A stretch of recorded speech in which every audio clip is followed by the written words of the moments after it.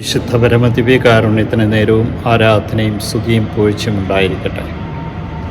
കർത്താവെ, അങ്ങേ തൊട്ടവരുമായ എല്ലാവരെയും അങ്ങ് സൗഖ്യപ്പെടുത്തിയല്ലോ.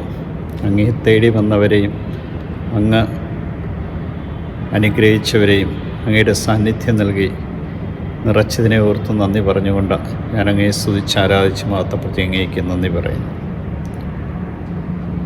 ഇന്നത്തെ തിരുവചനത്തിലൂടെ പ്രിയമുള്ളവരെ, അവിടുത്തെ സ്പർശിച്ചവരെല്ലാം സൗഖ്യം പ്രാപിച്ചുവെന്ന തിരുവചനത്തിലൂടെ നമ്മെ ഓർമ്മിപ്പിക്കുന്നു.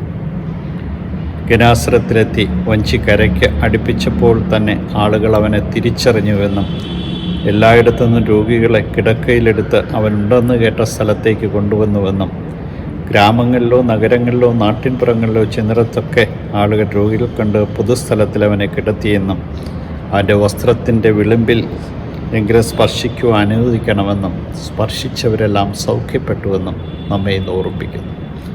കർത്താവിനെ സ്പർശിക്കുവാനൊരാഗ്രഹം, കർത്താവിനെ സ്പർശിക്കുവാനും അവിടുന്ന് നമ്മെ സ്പർശിക്കുവാനും അനുവദിക്കുകയാണെങ്കിൽ സൗഖ്യം സമ്പൂർണ്ണമാണ്.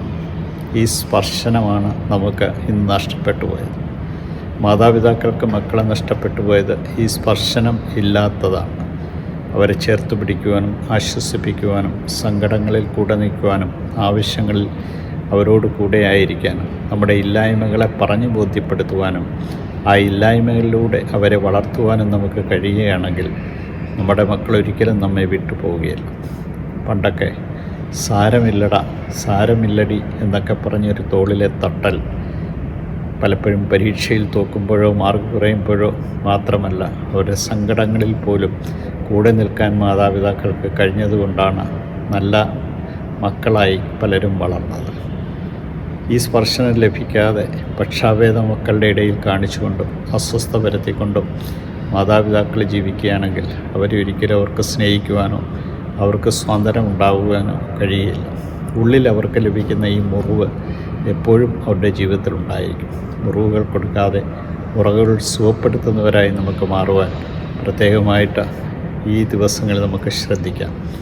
കർത്താവിൻ്റെ സ്പർശനമേറ്റെങ്കിൽ മാത്രമേ അത് സാധ്യമാകുമെന്നും ഈ സ്പർശനത്താൽ നിറഞ്ഞുകൊണ്ട് നമ്മുടെ ജീവിതത്തെ മുന്നോട്ട് നയിക്കുവാൻ കൃപ നൽകണമേ എന്ന് പ്രത്യേകമായിട്ടും പ്രാർത്ഥിക്കാം. അങ്ങനെ കർത്താവ് രാജ്യത്തിൻ്റെ സുവിശേഷം എല്ലാവരെയും സുഖപ്പെടുത്തുകയും ചെയ്യും. എല്ലാവർക്കും ഒരു സൗഖ്യമായി സുഖനെ ഭവന്തു എന്ന് പറയുന്ന ഓരോ പ്രഭാതത്തിലും നമുക്ക് പറയുവാൻ കഴിയണം. എല്ലാവർക്കും നന്മയുണ്ടാകട്ടെ, എല്ലാവർക്കും സൗഖ്യമുണ്ടായിരിക്കട്ടെ. ഈ സൗഖ്യത്തിൻ്റെ നിറവായി മാറുന്നതിനുള്ള കൃപയ്ക്ക് വേണ്ടി നമുക്ക് പ്രാർത്ഥിക്കാം. ഈശോയെ നന്ദി, ഈശോയെ സ്തുതി, ഈശോ ആരാധന.